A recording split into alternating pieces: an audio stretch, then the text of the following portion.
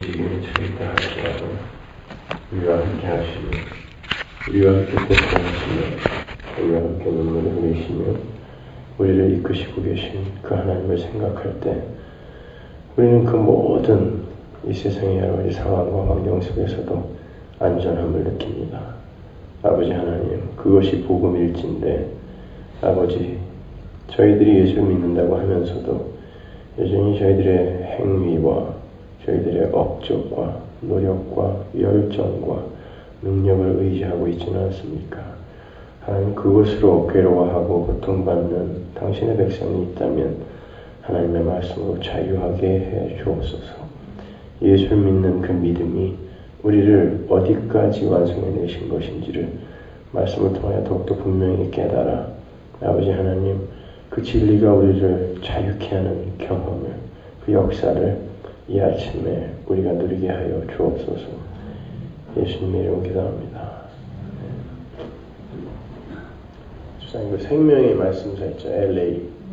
거기서 그런 기독교는 없습니다. 5번 갖다 달래요. 빨리 갖다 달랬는데 어저께. 사도행전 4장 13절 14절 보죠. 13절 14절. 제가 몸살이 나가지고 아주 그냥. 저희가 베드로와 요한이 기탄 없이 말함을 보고 그 본래 학문 없는 범인으로 알았다가 이상히 여기며 또 그 전에 예수와 함께 있던 줄도 알고 또 병 나은 사람이 그들과 함께 섰는 것을 보고 신랄할 말이 없는지라. 아멘. 자, 지금 베드로와 요한 그리고 그 대척점에 세상의 관원들, 벼슬아치들, 세상의 힘을 소유한 자들이 지금 대립을 하고 있는 그런 구도죠. 이렇게 올바른 복음이 전해지는 그곳에는 세상의 힘을 가진 세상 관원들과의 대립이 반드시 일어나게 되어 있습니다. 이건 만고불변의 진리예요. 근데 제가 예전에 그 교황이 유엔에 가서 연설을 하는 걸 보고 그 환대를 받으며 나중에 기립박수까지 받는 것을 보고 왜 베드로의 사도 베드로의 직접적 계승자라고 하는 이 시대의 교황은 이 시대 권력자들과 저렇게 친할까? 이건 뭔가 잘못된 게 아닌가 생각을 했습니다. 사도행전의 이 장면을 떠올리면서 여러분, 복음이 떨어지면 세상 힘, 그게 이제 권력자로 상징화되고 모형화되어 나온 것이죠. 세상의 힘과 반드시 대립이 되게 되어 있어요. 왜냐하면 세상의 힘을 추구하고 소유한 이들은 그것이 그들의 생명입니다. 근데 복음은 그 전체를 부정하고 기각하는 거거든요. 세상의 힘은 너희들을 절대 행복하게 만들어줄 수 없는 것이고 궁극적인 그런 행복에 도달하는데 어떤 면에 있어서는 방해가 되는 것일 수도 있다. 그리고 너희들의 힘과 능력과 역량은 절대 하나님의 구원에 바벨탑처럼 너희들이 쌓아서 지금 너희들의 힘과 능력과 역량과 지혜와 지식을 동원하여 그걸 쌓아서 구원에 이르려 하늘에 이르려 하는 그런 시도를 하고 있는데 그건 절대 아니다. 예수님을 믿어야 된다. 예수님을 믿어야 된다는 건 너희들의 모든 노력과 수고는 다 헛것이다라는 선언이거든요. 그러니까 예수를 믿는 거 아닙니까? 그러니까 그 세상의 힘을 소유하고 그것으로 지금 권력의 그 맛을 누리고 있고 세상의 인기와 그리고 떠받듦을 다 누리고 있는 그들이 복음을 대할 때 어떻게 일어나서 기립박수를 칠까요? 그때 교황이 한 연설이 대부분 세계 평화에 대한 이야기였어요. 그리고 구제에 대한 이야기, 그리고 올바르고 깨끗한 삶. 어떠세요? 이게 기독교 메시지, 그 기독교 메시지 아닙니까? 지금 속으로 그러죠. 예? 그 기독교적 메시지 아니에요? 깨끗하게 올바르게 도덕적으로 잘 살자. 핵폭탄, 핵무기 같은 거 이제 좀 우리가 자제하고 저지하여 세계 평화를 구현하자. 가난한 이웃들을 돕자. 기독교 메시지 아니에요, 이거요? 아닙니다. 여러분, 기독교 메시지를 여러분들은 지금까지 그냥 세상의 도덕적이고 윤리적인 어떤 강연 정도로 들어왔고, 그것을 강조하는 목회자를 올바르고 훌륭한 목회자라고 떠받들어 왔기 때문에 여러분들의 수준이 거기밖에 안 되는 거예요. 기독교 메시지는 너희들은 도덕적으로 윤리적으로 너희들의 힘을 발휘하여 인간들이 도달할 수 있는 수준은 이거밖에 안 된다는 걸 오히려 폭로하는 것이고, 세계의 평화를 이루는 게 아니라 난리와 난리의 소문이 날 때에 진짜 이 세상의 평화, 에이레네는 예수로만 주어질 수 있다. 우리가 어떤 노력을 해도 안 되는구나를 경험하는 것이고, 기독교 메시지는 우리들의 모든 수고와 노력과 업적 이런 것들은 다 자연적인 것이므로 너희들은 초자연적인 기독교에 들어왔으니 이제는 너희들의 그 자연적인 열심과 능력과 역량을 부정하라 로 결론이 돼야 기독교 메시지인 거예요. 그러나 보십시오. 오늘날 개혁을 주도하고 있다라고 하는 소위 개혁주의 진영이라든지 아니면 인터넷 무슨 신문이라든지 이런 사람들이 일간지와 공조를 하여 세상을 깨끗하게 만들어 보겠다고 하는데, 이 기독교계 언론이 세상의 일간지로부터 칭찬을 받고 있어요. 어떻게 기독교가 세상에서 벗어나서 하나님 나라의 비밀을 전하고 그것을 고양하고 하는 기독교가 세상의 가치로 이 세상에 눈을 두며 세상을 어떻게 해서든지 밝고 살기 좋게 만들어서 이 세상에서 더 많은 이들이 행복하게 살게 해주겠다고 하는 그런 것들과 공조가 됩니까? 그게 가능한 일인가요? 그러니까 예수를 믿으면서 생각을 안 해서 그래요. 복음이 뭔지를 생각을 안 해서 그래요. 이 시대가. 성경에 나오는 수많은 우리 하나님의 백성들과 사도들은 세상에게 다 맞아 죽었습니다. 왜냐하면 깨끗하게 도덕적으로 윤리적으로 잘 사는 이들에게 아니야 너희들 그걸로는 천국 못 가. 회개해. 그러니까 도덕적으로 윤리적으로 깨끗하게 살던 사람들한테 맞아 죽었어요. 바리새인이라니까. 그들은 열심히 구제도 했고 자기들의 소유를 털어서 가난하고 불쌍한 이들을 섬겼습니다.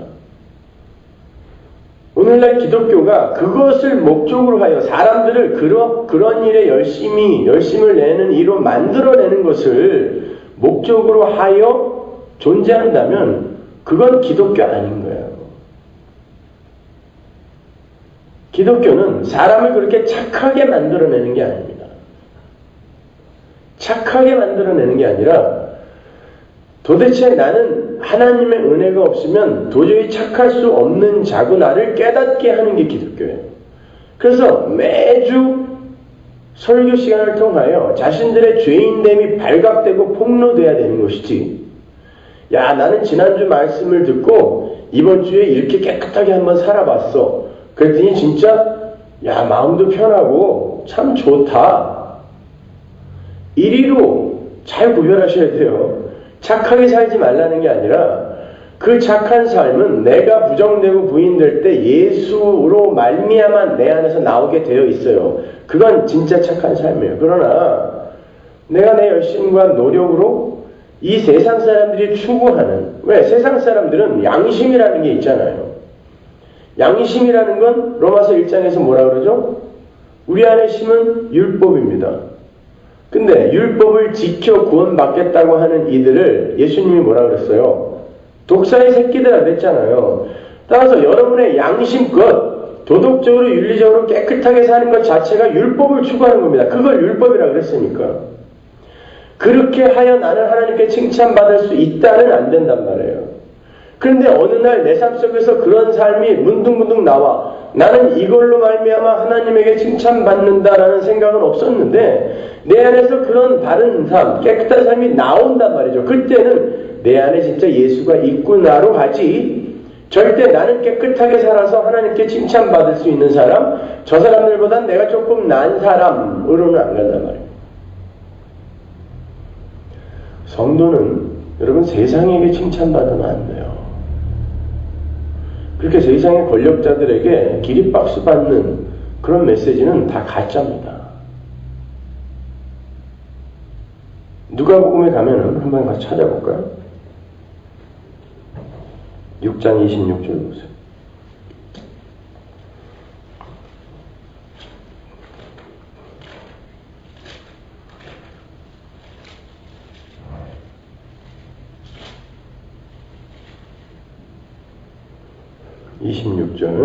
모든 사람이 너희를 칭찬하면 화가 있도다. 저희 조상들이 거짓 선지자들에게 이와 같이 하였느니라. 여러분 말씀을 전하는 이가 강대상에서 말씀을 전하는 이가 모든 사람에게 기립박수 받으면 그는 거짓 선지자입니다. 가짜예요. 100% 가짜입니다. 그런데 여러분 인기 있는 설교자, 목회자는요 세상으로부터도 인기를 얻고 또 교회 안에 앉아있는 무리들로부터도 인기를 얻으려면 도덕적이고 윤리적인 설교를 깔끔하게 해주면 됩니다. 그리고 평화와 구제에 관한 그 본인의 그 열정을 앉아있는 사람들에게, 그걸 듣는 사람들에게 인식하게 해주면 그 사람들은 세상과 이 예배당에 앉아있는 모든 이들에게 칭찬받아요.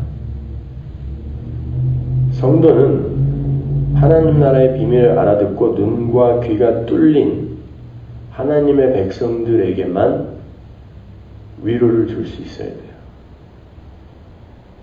여러분 설교가 응용심리학 수준에 머물러서 우리는 전부 지금 여러분들 예수 믿는다고 하면서도 잠 못 자는 사람 많죠. 뭔 걱정이 많은지 이렇게 불면증에 시달리고 있어요. 아직도 걱정, 근심이 많습니다. 그리고 여러 가지 관계들에서 자기가 얻은 상처들, 아픔들이 있어요. 마누라, 남편, 부모, 자식, 그 관계가 준 아픔들, 깨어짐들이 있어요. 그때 교회가 응용심리학 수준으로 그들을 다 오세요, 다 오세요. 우리는 위로해 줄 수 있어요. 치유해 줄 수 있어요. 라고 모아서 심리학적인 수준으로 그거는 당신의 죄가 아니에요. 사실은 부모의 그런 죄가 있었는데 그 광주 H 수련원인가 뭔가 거기서 주장하는 게 그거더구만요. 가게에 흐르는 저주. 그래서 상생제를 120만 원 내고 드리면은 그게 다 풀리고 없어진다고. 그게 종교지 뭐가 종교가 아니에요. 지들은 죽어도 종교가 아니래요. 종교가 아닌데 120만 원씩 내고 제사 지내요. 그리고 1년 수입이 수십억이 돼요. 헌금을 해서. 종교지 뭐가 아니에요. 그게. 병 고쳐주고 가게에 흐르는 저주 끊어주고 그것도 성령님이 오셨다 그러더라고요. 성령님을 이야기하고 천사를 이야기하는 게 종교가 아니란 말입니까? 제가 보기에는 오늘날 기독교 아주 맹신과 신비주의에 빠져있는 기독교랑 하나도 다를 게 없어요. 어떤 젊은 여자애가 나와서 성령 들렸다. 내게 성령이 임했다고 벌벌벌벌 떨면서 돌아다니면서 당신 마음속에 뭐가 있고 당신은 무슨 죄를 졌고 이러고 돌아다니는데 야, 참 어쩌면 저렇게 똑같냐. 성령 받았대요. 그래놓고 다 끄집어내니까 또 나와. 왜? 자기가 자기 마음속에 자기가 죄인이라는 의식이 없는 사람은 하나도 없어요. 이 세상에. 그러니까 그렇게 가서 찌르면은 형 진짜 성령이 임했나 보다 그러고선 질질 끌려 나와갖고 120만 원씩 내는 거예요. 교인이 120명밖에 안 되는데도 수십억짜리 빌딩을 짓고 지금 또 수십억짜리 땅을 사서 유스호스텔을 짓고 있대요. 왜? 앞에서 설교하는 이가 어떤 능력을 보여주고 있어요. 계속해서.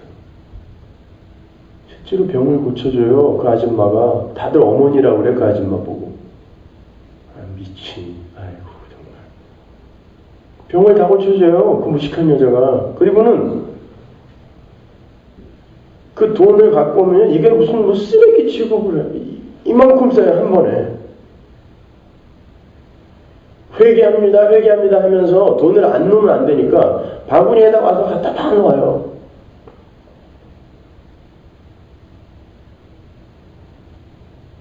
근데 그 여자의 설교를 들어보니까 강연이라고 그러는데 다 깨끗하게 살자예요. 성적 음욕을 품지 말고 뭐 이거. 에? 어쩌면 우리 교회 설교랑 똑같아.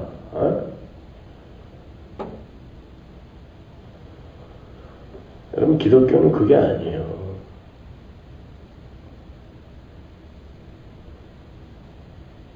그런 것을 갖고 너희들의 가게에 흐르는 저주는 내가 끊어줄 수 있다는 둥. 또 이곳에 와서 하나님의 말씀을 들으면 너희의 지금 처한 상황이 그냥 네가 기대치도 않은, 상상할 수도 없는 그런 모습으로 풀리게 될 거라는 둥. 이런 식의 위로, 마음의 위로를 주는 거죠, 그건요. 그게 응용심리학이에요. 그건 응용심리학의 말 그대로 복음이 아닌 것입니다. 기독교는 오히려 그 상태를 직시하게 해주는 거예요. 그리고 이걸 그냥 자기가 감수하게, 수긍하게 만들어주는 거예요. 이 문제를 없애주는 게 아니라 그 문제가 나에게 그대로 존재하는데 나에게 이 문제가 되지 않는 그런 마음이, 그런 능력이 들어와 있다라는 것을 가르쳐주는 게 복음이어야 되는 것이죠. 똑같이 가난해요. 똑같이 문제가 그냥 있어요, 나한테는.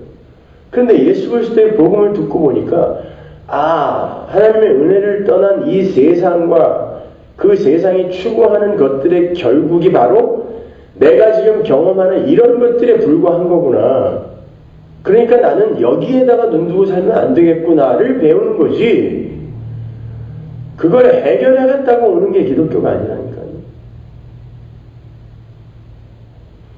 물론 하나님은 그 성도의 어떤 인품이나 성격, 수준 이런 거에 따라서 그에게 기적도 경험하게 해주시고, 하지만 그가 점점 성숙되어져 갈수록 그 삶은 굉장히 무미건조해져요. 하나님의 초자연적인 현상이 점점 안 일어나요. 왜? 내 안에 이제 그걸 초자연적으로 하나님이 바꿔주지 않아도 그걸 이길 능력이 점점 생기거든요. 쌓여요.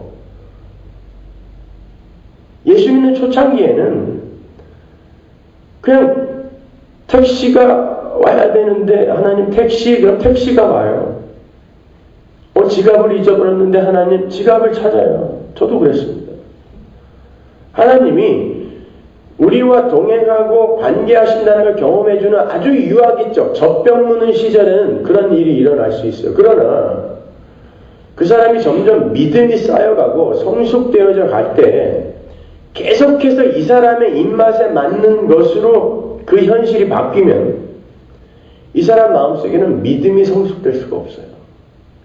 보이지 않아야 현실이 그냥 이 상태인데도 불구하고 내 눈에는 이 현실이 어떻게 기적적으로 바뀌지 않는, 그런 눈에 보이지 않는 그런 상황과 현실 속에서 그럼에도 불구하고 나는 하나님 때문에 괜찮아요, 행복해요가 믿음 아닙니까? 그런데 어줍지 않게 이 세상의 어떤 학문이나 그런 논리나 이런 것들로 위로를 주려고 시도들을 하고 있는 것입니다. 당신들은 잘 될 거예요. 잘 될 거예요. 긍정적 사고를 하세요. 잘 될 거예요. 여러분, 긍정적 사고를 해서 잘 되면 내가 긍정적 사고를 했다라는 건 그건 내 뜻이죠. 하나님의 뜻은 내가 고난을 통과하면서 하나님의 백성으로 잘 지어져가는 그 뜻이었는데 나는 자꾸 내가 긍정적 사고를 하고 있어. 테니스장 딸린 그런 큰 집에서 아름다운 아내와 착한 아이들과 행복한 삶을 계속 긍정적 사고를 해요. 그건 자기 최면이라고 하는 거예요. 누가 로버트 슐러를 목사라고 합니까? 로버트 슐러는 심리학자예요. 원래 심리학자예요, 그분은요. 심리학자가 목사가 돼서 수정교회라는 걸 만들어갖고 전 세계적으로 센세이션을 일으켰는데 그게 악마적 영향이었어요.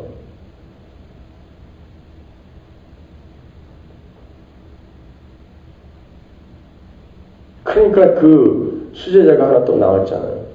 긍정의 힘, 잘 되는 날.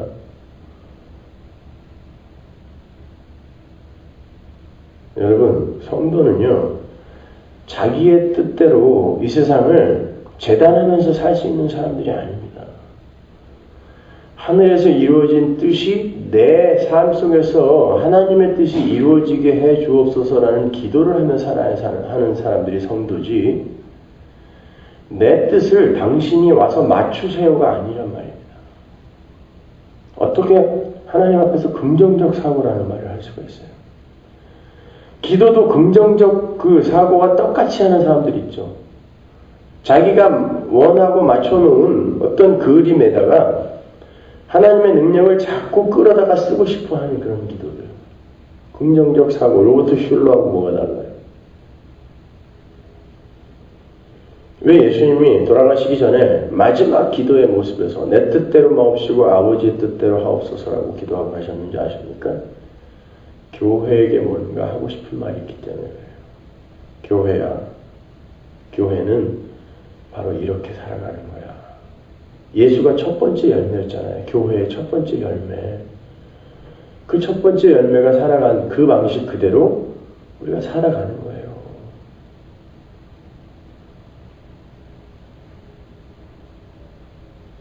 성도의 신앙생활은 그냥 어떤 하나의 개념이 아니에요. 그냥 하나의 정리된 학문이 아닙니다. 기독교 신앙은 역동적인 거예요.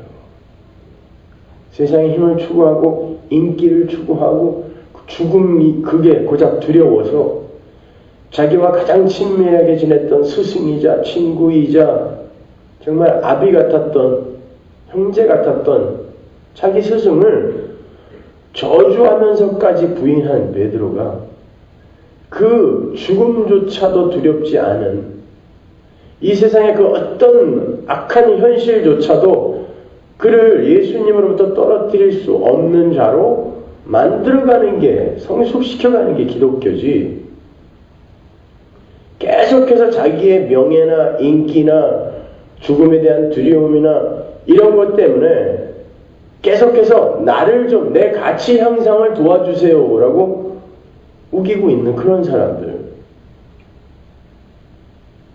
그 사람은 그냥 어떠한 하나의 개념으로 그냥 기독교 교리를 이 머릿속에 그냥 동동 뛰어갖고 다니는 사람이에요. 기독교는 다이나믹이 있습니다. 복음은 살아있는 거예요. 살아서 점점 세상으로부터 나를 떼어내는 거예요. 메스로. 세상에 착 달라붙어 있는 나를 메스로 떼어내는 게 복음이지. 그래서 관절과 골수를 쪼갠다고 하잖아요. 말씀은 검이라고 하지 않습니까? 관절과 골수를 살아있는 상태에서, 그게 산 제사거든요. 제사장이 관절과 골수를 쪼개서 하나님 앞에 번제를 드리죠. 근데 바울은 우리 보고 너희들은 산제사로 드려야 된대요. 그건 살아서 그 제물이 하나님께 바쳐지는 과정을 그대로 경험해야 된다는 얘기예요. 그렇다면 여러분이 살아서 관절과 골수를 어떤 엄청난 존재에 의해서 지금 쪼갰을 당하고 있는 그 경험들을 하셔야 되는 거예요. 세상과 그 관계에서 벗어나는데 굉장히 고통스럽고 힘이 듭니다. 근데 자기가 감수해야 할 것은 하나도 감수하지 않고 그냥 하나님이 다 오토매티컬리 자연적으로 그냥 해 주십사. 이건 안 되는 거예요. 기독교는 절대 그렇지 않습니다. 성화는 100% 하나님이 하고 100% 내가 한다라는 건 내가 100% 노력해서 어떤 훌륭한 경지에 이른다는 말이 아니라 내 삶 속에서 경험하게 해준다는 거예요. 인격적으로 하나님이 내 삶 속에서 이 이성과 인격과 이 감각이 살아있는 상태에서 십자가를 경험케 해준다는 그런 뜻입니다. 따라서 여러분은 세상을 살면서 많이 고민하셔야 돼요. 그리고 이 세상이 얼마나 더럽고 추악한지를 몸소 경험하셔야 돼요. 가까운 이들에게 사기당하셨습니까? 예수님의 마음을 요만큼이라도 이제 이해하시겠죠. 정말 그럴 것 같지 않았던 사람들에게 배반당하셨어요? 이 세상에 하나님의 복음이 아니면 절대 사람을 깨끗하게 해줄 수 없다는 것을 배우셨죠. 그거 그렇게 배워가는 거예요. 하나님 도대체 내가 예수를 믿으면서 얼마나 희생을 했는데 그런 거 하나 안 막아주세요가 아니란 말입니다. 기독교는 그런 걸 막아주는 게 아니라 그걸 통하여 왜 우리는 하나님 나라에 들어가야 되는가를 배우는 게 기독교인 거예요. 그런데 여기 이 세상에서 무슨 기적이나 경험하려고 하고 신비한 체험이나 하려고 하고 얼마나 유치합니까 여러분. 그게 뭐예요 도대체. 뭐가 그렇게 신기합니까? 다른 전교에 다 있는 기적들. 그게 정말 신비한 거라면 박태선이나 문선명 같은 사람들이요. 설교하다가 손끝에서 불이 튀어나옵니다. 그런 사람들이 어떻게 교주가 됐는지 아세요? 능력이 있어요. 번개 같은 불이 손끝에서 나간다니까요. 우리 서울대 선배 중에 여기 지금 세계롭게 장로님 한 분 계신데 그분이 신앙촌에 아예 들어갔다 살다 나온 사람이에요. 그분이 직접 봤는데 2층에서 그 신앙촌에도 물이 있죠. 그 이재록도 물, 김계하도 물, 하여튼 물 팔아먹는 인간들 그 더러운 물을 말이죠. 한 잔에 500원씩, 5,000원씩 이렇게 팔아먹어요. 이재록이는 자기 고향 무안에 있는 그 샘물 팔아먹죠. 요즘에 병에 넣어갖고. 김계하는 그 포천에 있는 물 팔아먹고 그거 먹으면 병이 난다고. 그런 사기에 대해서 앉아있어요.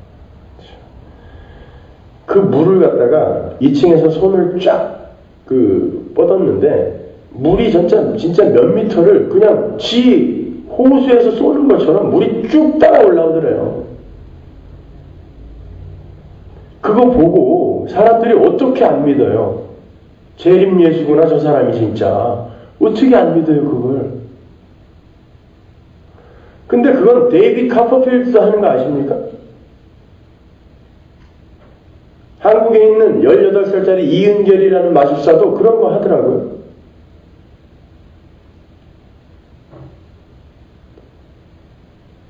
이 인간의 제한된 이성은 그 정도예요. 쓰러졌다 일어나면 다 은혜 받을 때. 잠깐 정신이 몽롱해졌다가 잠 안 재우고 오래오래 세워놔봐요. 다 쓰러지지.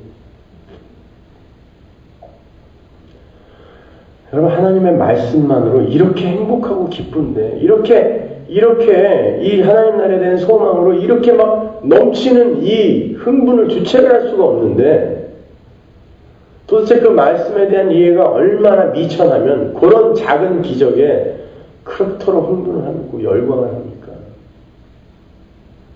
도대체가 이해가 안 가요. 복음은 그런 거 아니에요 여러분. 보이지 않는 하나님이 밖에서 내 안에 뚫고 들어와 내 안을 뒤집어 엎어놓는 거예요. 그걸로 행복한 거예요.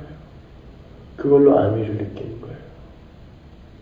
그리고 세상에 그러한 나를 세상은 전혀 이해를 못하는 나의 대척점에 서서 저것들 도대체 뭐야?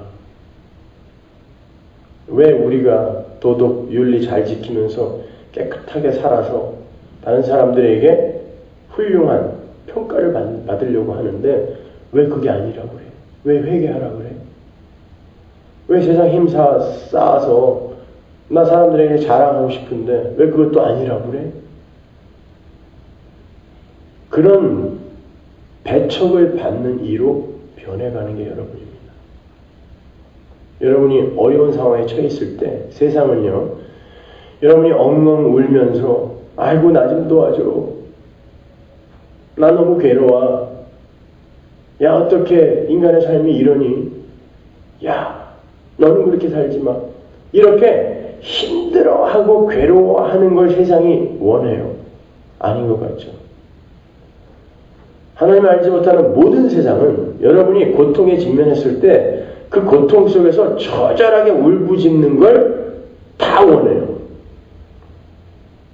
옆에서 걱정해주는 척하지만 속으로요, 집에 가갖고 밥 2숟갈씩 먹어요.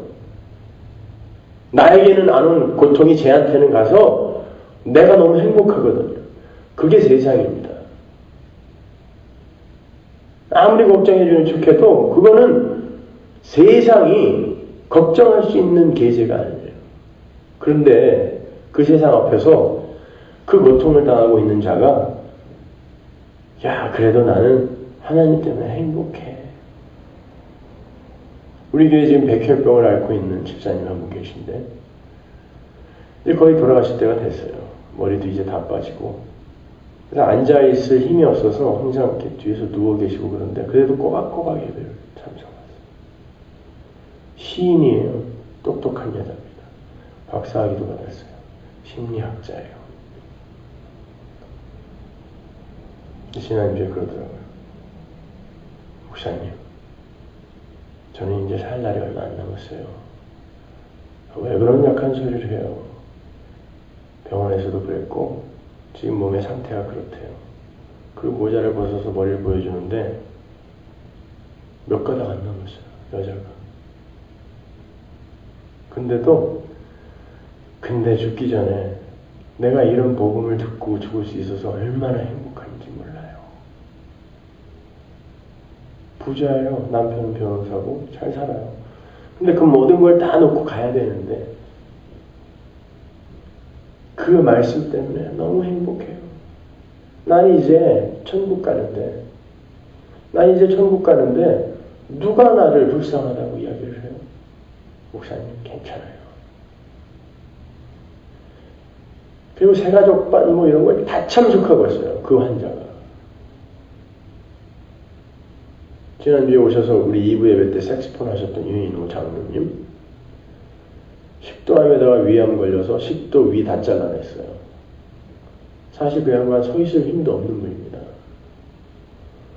그 상태에서 우리 교회 말씀을 듣고 야 이거라면 난 장로인데 여태까지 하나님이 날 저주하는 줄 알았다는 거예요. 왜 내가 장로로 그렇게 교회에 헌신하고 수백만 불을 헌금을 하고 했는데 왜 나에게 이 암을 걸리게 하고 고쳐지지도 않고 그렇게 원망스러웠을 때에 우리 교회 설교를 듣고 정신이 번쩍 들었다는 것이죠.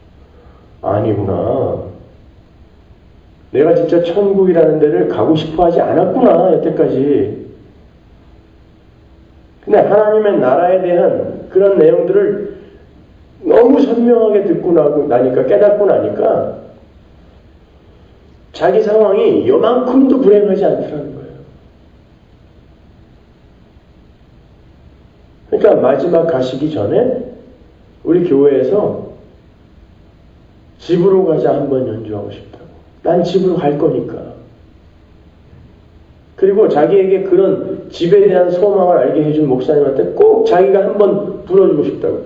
숨이 헐떡거려서 노래 한 곡을 빨라졌다 느려졌다 그럴 수밖에 없는 상태인데도 와서 하고 가는 것입니다. 그분 집이 샌디에고인데 지난주에 새가족반 다 참석하고 등록하고 왔어요. 그러니까 샌디에고에서 산호세에서 산타바바라에서 왜 그렇게 4시간씩 5시간씩 걸려서 주일 예배를 미쳤습니까? 여기 참석하려고 오게 그 사람들이. 샌호세에서 오는 애는 이제 32살밖에 안 됐어요. 마누라 딸내미 다 데리고 와요.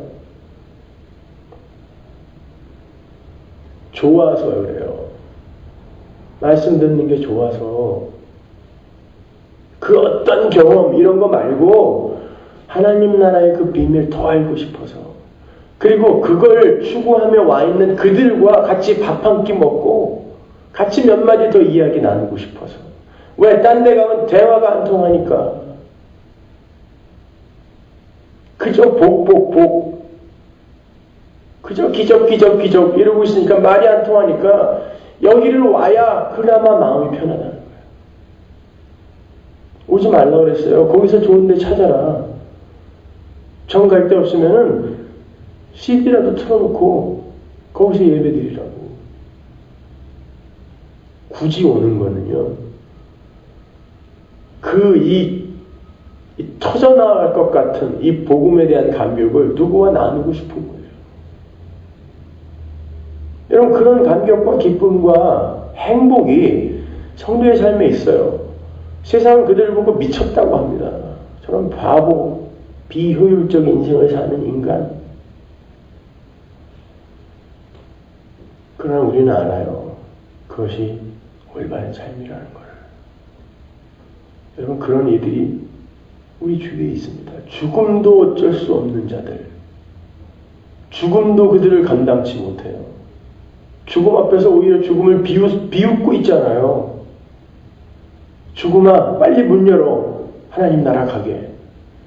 갑자기 그 죽음을 이 세상 모든 존재가 두려워하는 그 죽음을 시종으로 부리고 있잖아요.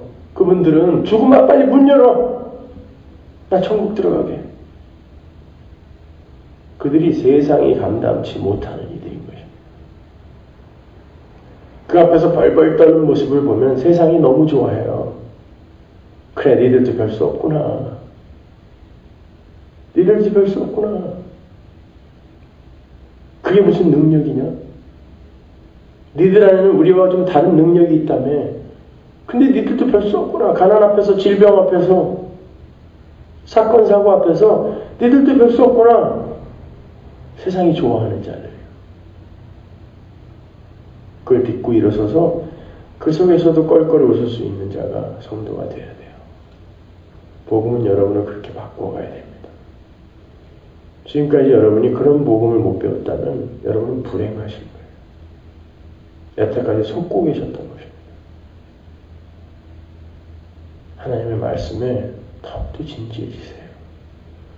그리고 그 은혜와 예수 그리스도와 십자가와 하나님 나라라는 대주제, 그걸 꼭 붙들고 제발 성경을 하루에 한 장씩이라도 좀 성실하게 진지하게 한번 읽어보세요. 그리고 여러분이 성경 갖고 와서 목사님 이게 아니잖아요 라고 언제든지 갖고 오세요. 목사는 그러라고 있는 거예요. 목사는 그러라고 있는 거예요. 와서 물으세요. 왜 묻지를 않아? 다 아세요? 타주에 있는 다른 나라에 있는 이들만 하루에 30통씩 이메일을 보내서 목사님 이건 뭐예요? 저거는 뭐예요? 지난주에 샌호세 지역에 있는 우리 성원학교 인터넷 교인들이 그 구역 예배를 하고 질문을 36개인가를 보냈어요. 6시간을 공부했대요. 자기들끼리 10명이서 샌호세에 있는 우리 성원학교 인터넷 교인 구역이요. 6시간을 구역 모임을 해서 질문을 36개를 보냈어요. 그만큼 진지해져야 돼요.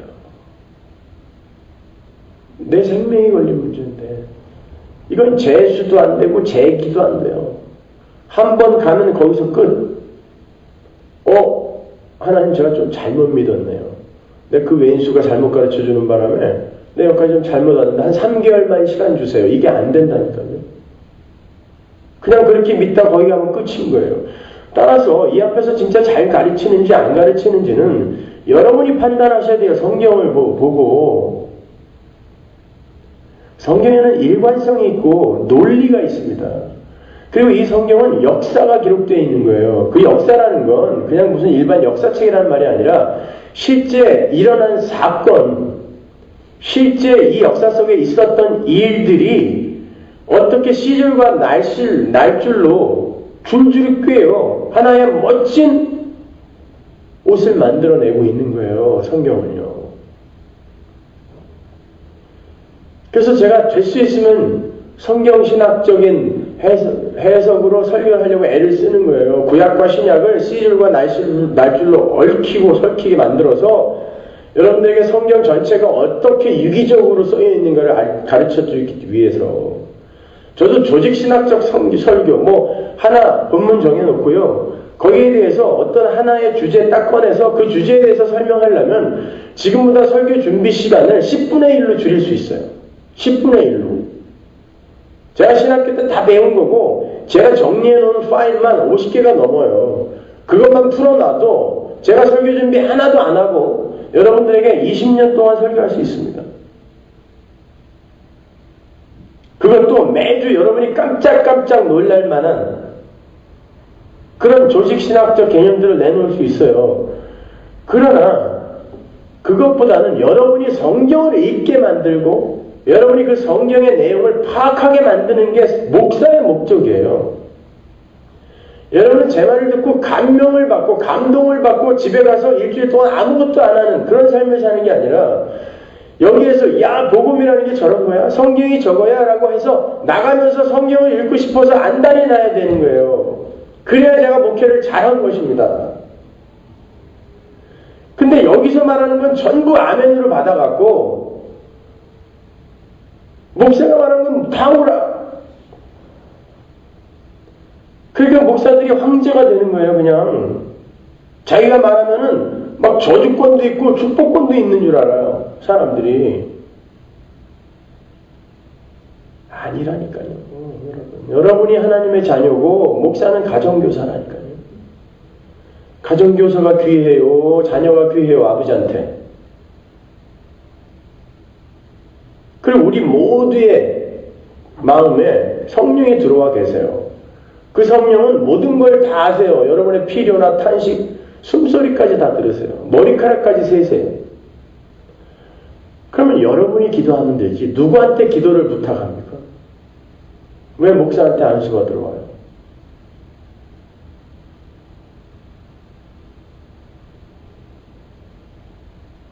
그냥 안수라는 건 성도끼리 정말 내가 당신을 위하는 마음이 성도로서 내가 당신을 위하는 마음이 이렇게 간절해요라는 간절함의 표현으로는 오케이. 안수라면 여기서 무슨 기가 나가서 기도빨이 더 잘 먹힌다고 생각하면 그건 미친 짓입니다. 그런 거 없어요.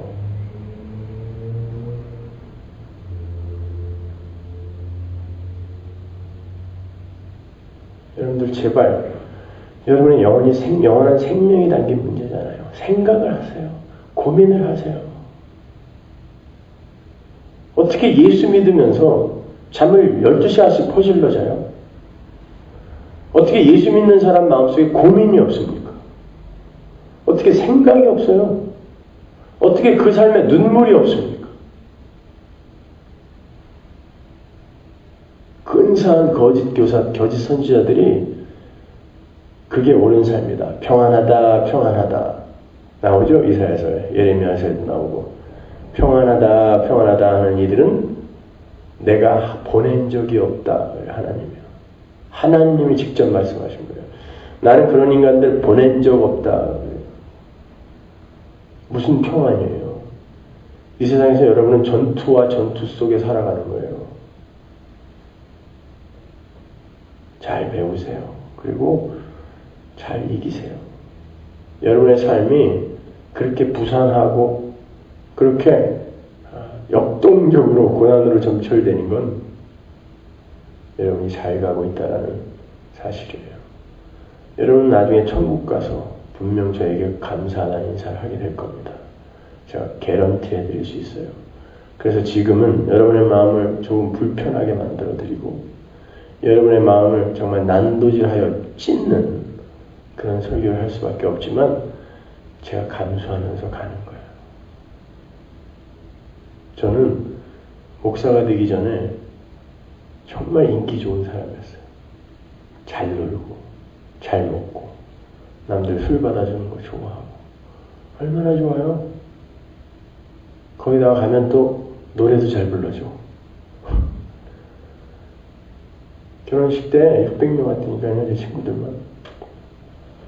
목사가 돼서 완전히 고립돼 갖고요.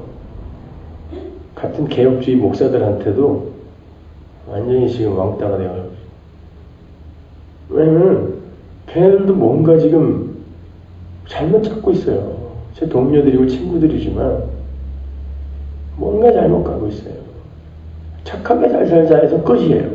하나님의 은혜로 한 발짝 더 올라가야 되는데 착하게 잘 살자. 정죄로 끝나버려요. 그냥 아니다, 그거 아니다 얘기하니까 너만 잘났냐? 이게 항상. 지들이 나 서울대 가는데 뭐 도와준 것도 없어서 말끝마다 서울대 나오면 다녀. 아유, 유치해서 정말. 성경을 읽으세요, 여러분. 공부를 하세요. 더욱더 신앙생활에 진지해지세요. 기도하겠습니다.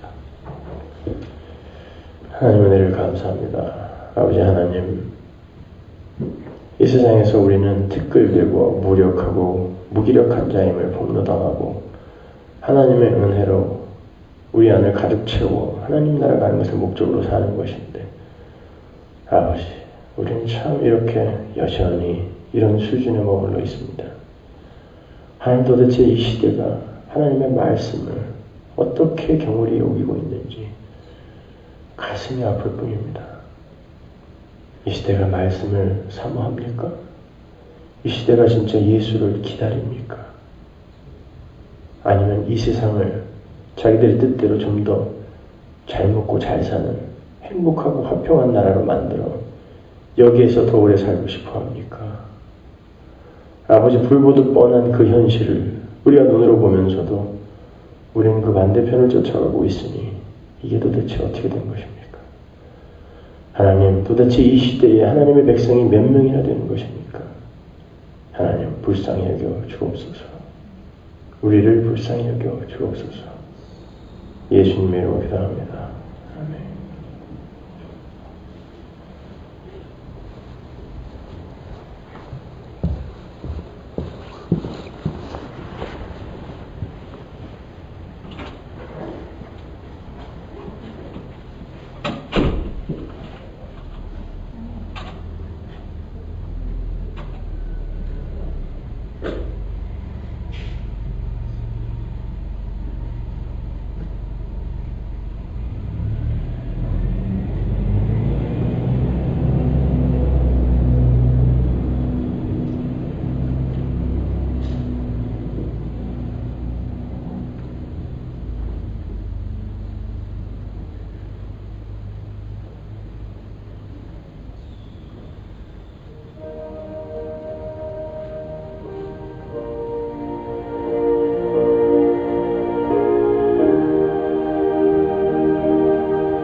you.